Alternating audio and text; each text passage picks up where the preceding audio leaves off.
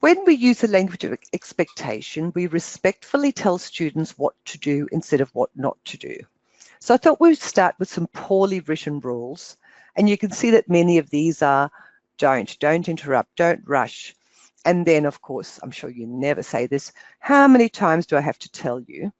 Or the you are statements, you are too rowdy, you are too noisy, you're too something, or taking it personally. It's so annoying that you never name your work. So what we're going to look at is how we can use that rule we've just talked about and change them into rules that tell students what they can do.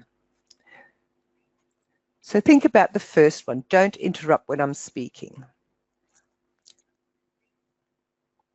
So I've got a response in the chat box. Thank you. Listen when I'm talking. Maybe you'd like to have a go before I go on to the answer. Any other ideas? Listen when I'm talking is great. And there isn't only one response. Please wait your turn. Thanks, Tia and Karen. Remember to wait until I finish before you talk. Thanks, Sharon. Have you got your listening ears on, says Wendy. So Wendy with a young grade. One voice at a time, says Belinda. We raise our hand when we would like to speak. Who has the microphone, says Margaret. So that one probably is a bit of a privately understood signal. So you're all on the right track, of course. You're good at doing that. And although we are all good at it, it is surprising how easy it is to forget and very easily slip in a no or a bit of sarcasm or so forth. So the one that I chose was raise your hand to speak. You can see it's very short, to the point, and it avoids too much talking and too many explanations. Have a quick look at the next one. Don't rush around the classroom.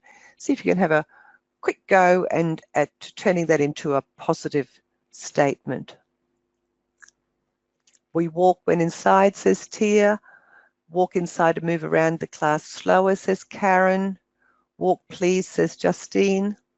So just a comment there, Justine. Walk please is fine if it's a request, but if it's something they have to do, use thanks. Walking thanks or walk thanks. Walking quietly, thank you. Walking gently. So one of the things I observed from your responses, you're all on the right track, that they're positive, but one of the things we can all work at is to use fewer words.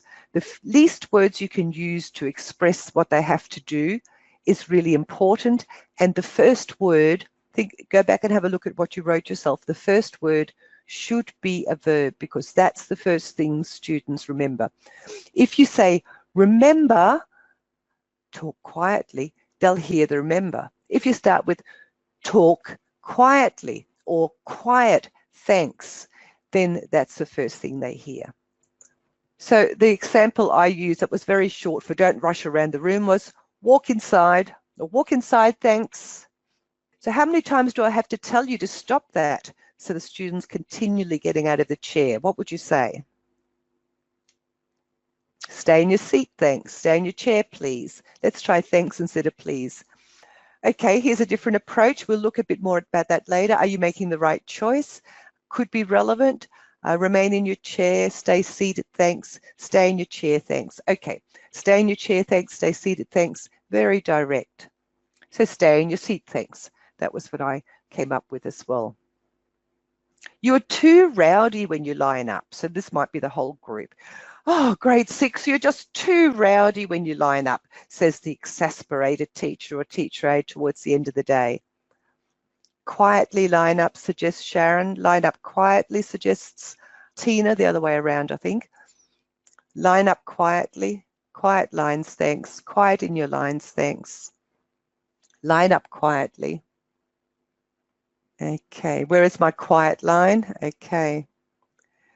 And then you've got some specific ones there.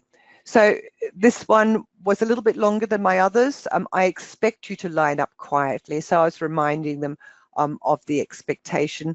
It could just have been line up quietly as well. The last one is it's so annoying that you never name your work. Or why don't you ever name your work? Well, you don't say I'm so sick of this ever to students, do you? So we've got some responses very quickly. Write your name on your work. Great. Remember to write your name on your work.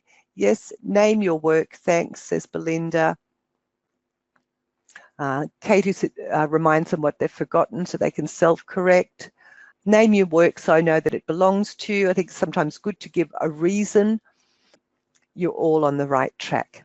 Okay, you're all good at that, and I can see that you're actually, many of you, starting to shorten your sentences a little bit, so that's really good.